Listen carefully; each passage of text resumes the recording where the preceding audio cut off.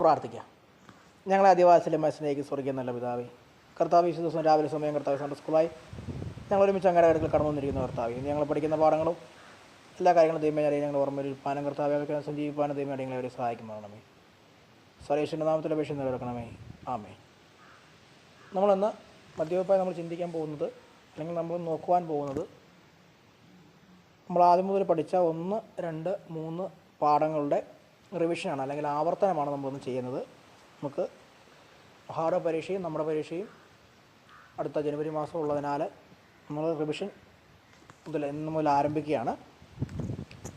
അങ്ങനെ നമ്മൾ പഠിച്ച ഒന്നാമത്തെ പാഠം സഭ എന്ന ഒന്നാമത്തെ പാഠത്തിലെ നമ്മൾ 3 ഭാഗങ്ങളിലുള്ള ചോദ്യങ്ങളാണ്, അവയുടെ ഉത്തരങ്ങളുമാണ് നമ്മളിവിടെ ഇന്നത്തെ ക്ലാസ്സിലൂടെ നമ്മൾ ചർച്ച ചെയ്യുവാൻ പോകുന്നത്.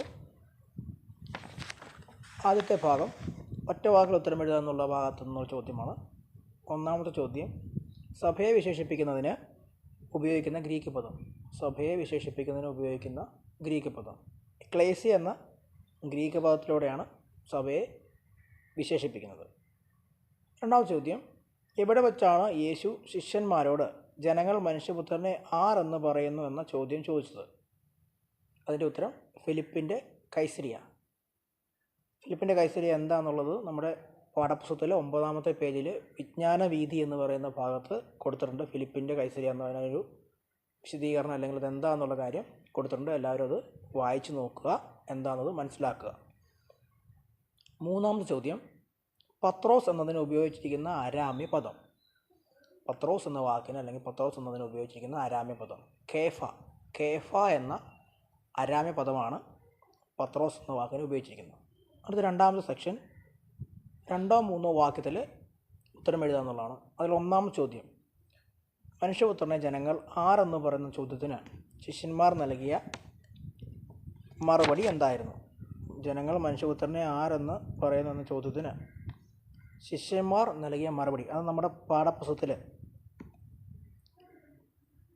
7ാമത്തെ പേജിൽ യേശു 2 ചോദ്യങ്ങൾ ശിഷ്യരോട് ചോദിച്ചു എന്നതിനകത്ത് രണ്ടാമത്തെ ചോദ്യം, നിങ്ങളോ എന്നെ ആരെന്ന് പറയുന്നു അത് പറയുന്നു. ആദ്യത്തെ ചോദ്യത്തിന് യേശു ശിഷ്യന്മാരെല്ലാവരും, രണ്ടാമത്തെ ചോദ്യത്തിന് പത്രോസ് ഉത്തരം പറഞ്ഞു.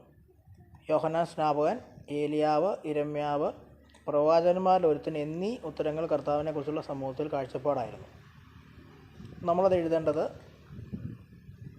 ചിലർ യോഹന്നാൻ സ്നാപകനെന്നും മറ്റു ചിലർ ഏലിയാവെന്നും വേറെ ചിലർ ഇരമ്യാവോ അല്ലെങ്കിൽ പ്രവാചകന്മാരിൽ ഒരുവനോ എന്ന് ഉത്തരം പറഞ്ഞു. അങ്ങനെയാണ് നമ്മളതിൻ്റെ ഉത്തരം ഇടേണ്ടത്. ചിലർ ഏലിയാവ്, ചിലർ യോഹന്നാൻ സ്നാപകനെന്നും ചിലർ ഏലിയാവെന്നും ചിലർ ഇരമ്യാവോ അല്ലെങ്കിൽ പ്രവാചകന്മാരിൽ ഒരുവനോ എന്ന് ഉത്തരം പറഞ്ഞു എന്നാണ് ആ ചോദ്യത്തിൻ്റെ ഉത്തരമായിട്ട് നിങ്ങൾ എഴുതേണ്ടത്. അടുത്തത് രണ്ടാമത്തെ ചോദ്യം, പത്രോസിൻ്റെ വിശ്വാസ പ്രഖ്യാപനത്തിൽ വ്യക്തമാകുന്ന ക്രിസ്തുവിൻ്റെ നിസ്തുലത എന്താണ്? ആ ചോദ്യത്തിൻ്റെ ഉത്തരം നമ്മുടെ പാഠപുസ്തകത്തിലെ 8ാമത്തെ പേജിൽ 2ാമത്തെ പാരഗ്രാഫ്, അതായത് പത്രോസിൻ്റെ വിശ്വാസ പ്രഖ്യാപനവും സഭയും എന്ന ഹെഡിങ്ങിൻ്റെ താഴെ കിടക്കുന്ന ആ ഒരു പാരഗ്രാഫ്, അതിൽ പത്രോസ് യേശുവിനെ ജീവനുള്ള ദൈവത്തിൻ്റെ പുത്രനായ ക്രിസ്തു എന്ന് ഏറ്റുപറഞ്ഞു മുതൽ ഏകദേശം ആ പാരഗ്രാഫിൻ്റെ പകുതിയായി വരുമ്പോഴത്തേനും യേശു ദൈവപുത്രൻ എന്നും വിമോചകനായി അഭിഷേകം ചെയ്യപ്പെട്ട ക്രിസ്തു എന്നും പത്രോസ് പ്രഖ്യാപിച്ചു. അവിടം വരെയാണ് നമ്മൾ എഴുതേണ്ടത്. അതായത് യേശു ദൈവപുത്രൻ എന്നും വിമോചകനായി അഭിഷേകം ചെയ്യപ്പെട്ട ക്രിസ്തു എന്നും പത്രോസ് പ്രഖ്യാപിച്ചു. അവിടം വരെയാണ് രണ്ടാമത്തെ ചോദ്യത്തിൻ്റെ ഉത്തരമായി നമ്മൾ എഴുതേണ്ടത്. അടുത്തത് ഒരു പേജിൽ ഉത്തരം എഴുതുക എന്ന ചോദ്യത്തിനുള്ളതാണ്. ഈ പാറമേൽ ഞാൻ എൻ്റെ സഭയെ പണിയും എന്ന പ്രസ്താവനയിലൂടെ സഭയ്ക്ക് നൽകിയിരിക്കുന്ന വിവിധ അർത്ഥങ്ങൾ വിശദമാക്കുക. അതിൽ നമ്മുടെ പേജിൽ പാഠപുസ്തകത്തിലെ 8ാമത്തെ പേജിലുള്ളതാണ്. ഈ പാറമേൽ ഞാൻ എൻ്റെ സഭയെ പണിയും എന്ന പ്രസ്താവനയുടെ സഭയ്ക്ക് ലഭ്യമാകുന്ന 4 പ്രധാന അർത്ഥങ്ങളുണ്ട്. ആ 4 അർത്ഥങ്ങളാണ് നിങ്ങൾ എഴുതേണ്ടത്. അതായത് പാറമേൽ അല്ലെങ്കിൽ പാറ എന്ന് പറഞ്ഞിട്ടുള്ള 4 കാര്യങ്ങളുണ്ട്. ആ 4 കാര്യങ്ങൾക്ക് സഭയ്ക്ക് ലഭ്യമായ അർത്ഥങ്ങൾ, അതാണ് നമ്മൾ ഒരു പുറത്തിൽ ഉത്തരം എഴുതുന്ന ചോദ്യത്തിൻ്റെ ഉത്തരമായി എഴുതേണ്ടത്. അടുത്തത് രണ്ടാമത്തെ പാഠം, ആത്മാവിൻ്റെ വരങ്ങൾ. ആത്മാവിൻ്റെ വരങ്ങൾ എന്ന പാഠഭാഗത്ത് ഒറ്റവാക്കിൽ ഉത്തരം എഴുതുന്ന ചോദ്യത്തിൻ്റെ ഉത്തരങ്ങളാണ് നമ്മൾ നോക്കുന്നത്. അതിൽ ഒന്നാമത്തെ ചോദ്യം, സഭയുടെ പൊതു പ്രയോജനത്തിനായി നൽകപ്പെടുന്നത് എന്ത്? സഭയുടെ പൊതു പ്രയോജനത്തിനായി നൽകപ്പെടുന്നത് എന്ത്? കൃപാവരങ്ങൾ. രണ്ടാമത്തെ ചോദ്യം, ഏറ്റവും ശ്രേഷ്ഠ മാർഗം ഏത്? ഏറ്റവും ശ്രേഷ്ഠ മാർഗം ഏത്? സ്നേഹം. സ്നേഹമാണ് ഏറ്റവും ശ്രേഷ്ഠമായ മാർഗം. കൊരിന്ത്യർ വളരെ ഉന്നതമായി കരുതിയിരിക്കുന്ന വരം. കൊരിന്ത്യർ വളരെ ഉന്നതമായി കരുതിയിരുന്ന വരം ഏതാണ്? ഭാഷാവരം. ദൈവവചനം ധൈര്യമായും വ്യക്തമായും വ്യാഖ്യാനിക്കുന്ന വരം, പ്രവചനവരം. 1 പത്രോസ് 4:9 മുതൽ 11 വരെയുള്ള ഭാഗത്ത് രേഖപ്പെടുത്തിയിരിക്കുന്ന കൃപാവരങ്ങൾ എത്ര കൃപാവരങ്ങളാണ് 1 പത്രോസ് 4:9 മുതൽ 11 വരെ രേഖപ്പെടുത്തിയിരിക്കുന്നത്? 3 കൃപാവരങ്ങളാണ് രേഖപ്പെടുത്തിയിരിക്കുന്നത്. അടുത്തത്, ഒരു ഖണ്ഡികയിൽ ഉത്തരം എഴുതുക എന്ന ചോദ്യത്തിൻ്റെയാണ്. ഒരു ഖണ്ഡികയിൽ ഉത്തരം എഴുതുക.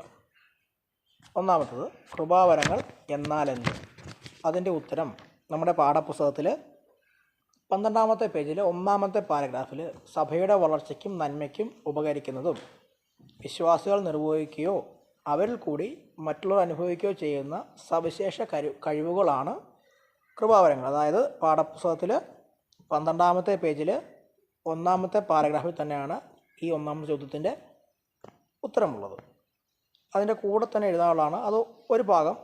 രണ്ടാമത് പറയുന്ന കൃപാവരങ്ങൾ ജന്മസിദ്ധമായ കഴിവുകളോ ആർജിത കഴിവുകളോ തങ്ങളുടെ വൈദഗ്ധ്യം, കല, കായിക, വൈജ്ഞാനികം തുടങ്ങിയവല്ല. ആ പരിജ്ഞാന പരിശുദ്ധാത്മാവിൻ്റെ മഹത്വവും ശക്തിയും സാന്നിധ്യവും പ്രകടമാകുന്ന മഹത്വ പ്രവർത്തനങ്ങളാണ്. അത് എഴുതണമെങ്കിൽ അതും കൂടെ കൂട്ടി നിങ്ങൾ ആ 1-ാമത്തെ ചോദ്യമായിട്ട് എഴുതുക. അല്ലെങ്കിൽ ഈ ഒരു മാത്രം എഴുതിയാൽ സഭയുടെ വളർച്ചയ്ക്കും നന്മയ്ക്കും ഉപകരിക്കുന്നതും വിശ്വാസികൾ നിർവഹിക്കുകയോ അവരിൽ കൂടി മറ്റുള്ളവർ അനുഭവിക്കുകയോ ചെയ്യുന്ന സവിശേഷ കഴിവുകളാണ് കൃപാവരങ്ങൾ എന്ന് പറയുന്നത്. അടുത്തത്, 2-ാമത്തെ ചോദ്യം, കൃപാവരങ്ങളുടെ പ്രാധാന്യം എന്ത്? കൃപാവരങ്ങളുടെ പ്രാധാന്യം എന്തെന്നുള്ള ചോദ്യമാണ് 2-ാമത്തെ ചോദ്യം ചോദിക്കുന്നത്. അതിൽ പറഞ്ഞിരിക്കുന്നത് കൃപാവരങ്ങളുടെ പ്രാധാന്യം എന്ന് പറയുമ്പോഴത്തേനും നമ്മുടെ പാഠപുസ്തകത്തിൽ 1 കൊരിന്ത്യർ 12-ാം അധ്യായം 7-ാം വാക്യം 8-ാം വാക്യം ഭാഗത്ത്, അതായത് നമ്മുടെ പാഠപുസ്തകത്തിലെ 13-ാമത്തെ പേജിൽ പറയുന്നത്, അതായത് 1 കൊരിന്ത്യർ 12-ാം അധ്യായം 7-ാം വാക്യം മുതൽ 8-ാം വാക്യം വരെയുള്ള ഇതിലെ ആത്മാവരങ്ങൾ അല്ലെങ്കിൽ ഒരേ ആത്മാവിനാൽ പൊതു പ്രയോജനത്തിനു വേണ്ടി അപ്പോസ്തലന്മാർ, പ്രവാചകന്മാർ, സുവിശേഷകന്മാർ, ഉപദേഷ്ടാക്കന്മാർ, ഇടയന്മാർ തുടങ്ങിയവർക്ക് നൽകിയിരിക്കുന്ന, അതായത് ആ ഒരു പാരഗ്രാഫ്, ആ 2 പാരഗ്രാഫ്, അതായത് എല്ലാറ്റിലും ശ്രേഷ്ഠമായ വരം സ്നേഹമാണ്, ആ ഒരു പാരഗ്രാഫ്, ആ 2 പാരഗ്രാഫാണ് എഴുതുന്നത്. അതായത് നമ്മുടെ പാഠപുസ്തകത്തിലെ 13-ാമത്തെ പേജിൽ കൊടുത്തിരിക്കുന്ന അവസാനത്തെ ഭാഗം, കൃപാവരങ്ങളുടെ പ്രാധാന്യം, അതാണ് നമ്മളവിടെ എഴുതേണ്ടത്. അടുത്തത് നമ്മൾ നോക്കാൻ പോകുന്നത് ഒരു പുറത്തിൽ ഉത്തരം എഴുതുക എന്ന ചോദ്യത്തിൻ്റെ ഉത്തരമാണ്. 1 കൊരിന്ത്യർ 12-ാം അധ്യായം 7-ാം വാക്യം മുതൽ 10-ാം വാക്യം വരെ രേഖപ്പെടുത്തിയിരുന്ന കൃപാവരങ്ങളെക്കുറിച്ച് വ്യക്തമാക്കുക. എന്ന് പറഞ്ഞാൽ നമ്മുടെ പാഠപുസ്തകത്തിലെ 13-ാമത്തെ പേജിൽ തന്നെ വേദഭാഗ വ്യാഖ്യാനം എന്നൊരു ഭാഗമുണ്ട്. അതിൽ പറയുന്ന 8 കാര്യങ്ങൾ, 9 കാര്യങ്ങൾ, ജ്ഞാനത്തിൻ്റെ വചനം തൊട്ട് ഭാഷകളുടെ വ്യാഖ്യാനം, ഈ 9 കാര്യങ്ങളാണ് നമ്മൾ ഒരു പുറത്തിൽ ഉത്തരം എഴുതുക എന്ന ചോദ്യത്തിൻ്റെ ഉത്തരമായി എഴുതേണ്ടത്. അടുത്ത് നമ്മൾ 3-ാമത്തെ പാഠത്തിലേക്ക് പോവുകയാണ്. 3-ാമത്തെ പാഠം അന്ത്യന്യായവിധി. അന്ത്യന്യായവിധി എന്ന് പറഞ്ഞ പാഠത്തിലെ 1-ാമത്തെ ഭാഗത്തെ ചോദ്യം, അതായത് ഒറ്റവാക്കിൽ ഉത്തരം എഴുതുക എന്ന ഭാഗത്തുള്ള ചോദ്യങ്ങളുടെ ഉത്തരം. 1-ാമത്തെ ചോദ്യം, ന്യായവിധിക്കായി മനുഷ്യപുത്രൻ തേജസ്സോടെ സകല വിശുദ്ധന്മാരുമായി വന്നു ഇരിക്കുന്നത് എവിടെ? അതിൻ്റെ ഉത്തരം തേജസ്സിൻ്റെ സിംഹാസനത്തിൽ. 2-ാമത്തെ ചോദ്യം, ന്യായവിധിയിൽ നീതിമാന്മാർ നിത്യജീവനിലേക്ക് പോകുമ്പോൾ ശപിക്കപ്പെട്ടവർ പോകുന്നത് എവിടെ? നിത്യദണ്ഡനത്തിലേക്ക് അല്ലെങ്കിൽ നിത്യ അഗ്നിയിലേക്ക് എന്നാണ് 2-ാമത്തെ ചോദ്യത്തിൻ്റെ ഉത്തരം. 3-ാമത്തെ ചോദ്യം, ന്യായവിധി എന്നതിൻ്റെ എബ്രായ പദം ഷാഫ്റ്റ് എന്നാണ്. ന്യായവിധി എന്നതിൻ്റെ എബ്രായ പദം. ഇനി ന്യായവിധി എന്നതിൻ്റെ ഗ്രീക്ക് പദം. 4-ാമത്തെ ചോദ്യം, ന്യായവിധി എന്നതിൻ്റെ ഗ്രീക്ക് പദം ക്രീനോ എന്നതാണ് ന്യായവിധി എന്നതിൻ്റെ ഗ്രീക്ക് പദം. 5-ാമത്തെ ചോദ്യം, യഹൂദന്മാർക്ക് വേണ്ടി എഴുതിയിരിക്കുന്ന സുവിശേഷം മത്തായി. യഹൂദന്മാർക്ക് വേണ്ടി എഴുതിയ സുവിശേഷം മത്തായി. 6-ാമത്തെ ചോദ്യം, ദൈവം മനുഷ്യനായത് മനുഷ്യനെ ന്യായം വിധിക്കാനല്ല, മനുഷ്യനെ രക്ഷിക്കാനാണ് എന്ന് പറഞ്ഞിരിക്കുന്ന സുവിശേഷകൻ ആര്? യോഹന്നാൻ. 7ാമത്തെ ചോദ്യം, ഈ മനുഷ്യായുസ്സിൽ തന്നെയുള്ള ന്യായവിധിയിൽ പ്രധാനമായി വിശ്വസിച്ചിരുന്നവർ ആര്? യവനന്മാരാണ് ഈ മനുഷ്യായുസ്സിൽ തന്നെയുള്ള ന്യായവിധിയിൽ പ്രധാനമായും വിശ്വസിച്ചിരുന്നവർ. അടുത്ത 2ാമത്തെ ഭാഗം, ഒരു ഖണ്ഡികയിൽ ഉത്തരം എഴുതുകയാണ്. അതിൽ ന്യായവിധി എന്നാൽ എന്ത്? 1ാമത്തെ ചോദ്യം, ന്യായവിധി എന്നാൽ എന്ത്? അതിൻ്റെ ഉത്തരം നമ്മുടെ പാഠപുസ്തകത്തിൽ 17ാമത്തെ പേജിൽ 1ാമത്തെ പാരഗ്രാഫിലാണ് നൽകിയിരിക്കുന്നത്. 1ാമത്തെ പാരഗ്രാഫാണ് അതിൻ്റെ ഉത്തരം. വേദപുസ്തകത്തിലെ അടിസ്ഥാന ഉപദേശങ്ങളിൽ ഒന്നാണ് ന്യായവിധി തുടങ്ങി നമ്മൾ അതിൻ്റെ അവസാനം വരെ, അതായത് നന്മ ചെയ്യുന്നവർ നിത്യജീവനിലേക്കും ദുഷ്ടന്മാർ നിത്യനരകത്തിലേക്കും പ്രവേശിക്കുന്നു എന്നത് വരെയാണ് 1ാമത്തെ ചോദ്യത്തിൻ്റെ ഉത്തരം. അടുത്ത 2ാമത്തെ ചോദ്യം, ന്യായവിധിയെക്കുറിച്ചുള്ള എബ്രായ ഗ്രീക്ക് പദങ്ങളും അവയുടെ അർത്ഥവും.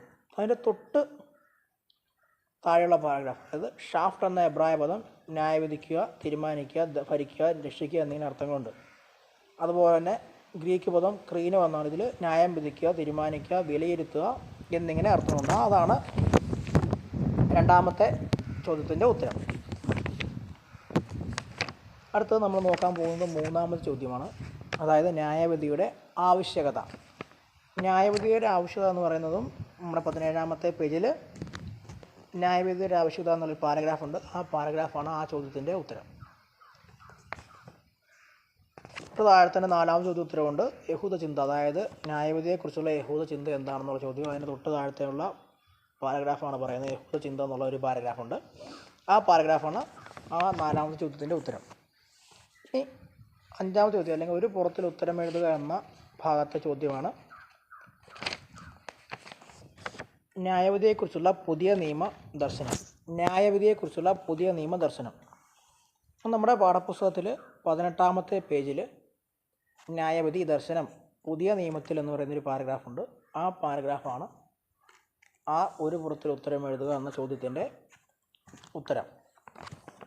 അടുത്തതിൽ വേറൊരു സെക്ഷനായിട്ട് കൊടുത്തിരിക്കുന്ന ചോദ്യമാണ് ചേരുംപടി ചേർക്കുക എന്നത്. ചേരുംപടി ചേർക്കുക എന്നതിന് ഇതൊരു വാക്യമാണ്. അപ്പോൾ ഞാനത് വായിച്ചത്, അതായത് 1, 2, 3, 4, 5, 6 അങ്ങനെ മൊത്തം 12 ഭാഗങ്ങളായിട്ടാണ് കാണിച്ച് ചെയ്തേക്കുന്നത്. നമ്മൾ ശ്രദ്ധിക്കുക, 1ാമത്തെ ഭാഗം, അതായത് എനിക്ക് വിശന്നു എന്നതിൻ്റെ ഉത്തരം 6ാമത്തെയാണ്, നിങ്ങൾ ഭക്ഷിപ്പാൻ തന്നു എന്നുള്ളത്. 2ാമത്തേത് ദാഹിച്ചു, നിങ്ങൾ കുടിപ്പാൻ തന്നു. 3ാമത്തേത് ഞാൻ അതിഥിയായിരുന്നു, നിങ്ങൾ എന്നെ ചേർത്തുകൊണ്ടു. നഗ്നരായിരുന്നു, നിങ്ങൾ എന്നെ ഉടുപ്പിച്ചു. രോഗിയായിരുന്നു, നിങ്ങൾ എന്നെ കാണുവാൻ വന്നു. തടവലായിരുന്നു, നിങ്ങൾ എൻ്റെ അടുക്കൽ വന്നു. ഇതാണ് ചേരുംപടിയുടെ ഓർഡർ. ഞാൻ എളുപ്പം പറഞ്ഞുതരാം. 1ാമത്തേത് എനിക്ക് വിശന്നു, നിങ്ങൾ ഭക്ഷിപ്പാൻ തന്നു. 2ാമത്തേത് ദാഹിച്ചു, നിങ്ങൾ കുടിപ്പാൻ തന്നു. 3ാമത് ഞാൻ അതിഥിയായിരുന്നു, നിങ്ങൾ എന്നെ ചേർത്തുകൊണ്ടു. 4ാമത് നഗ്നനായിരുന്നു, നിങ്ങൾ എന്നെ ഉടുപ്പിച്ചു. 5ാമത് രോഗിയായിരുന്നു, എന്നെ കാണുവാൻ വന്നു. 6ാമത് തടവിലായിരുന്നു, നിങ്ങൾ എൻ്റെ അടുക്കൽ വന്നു.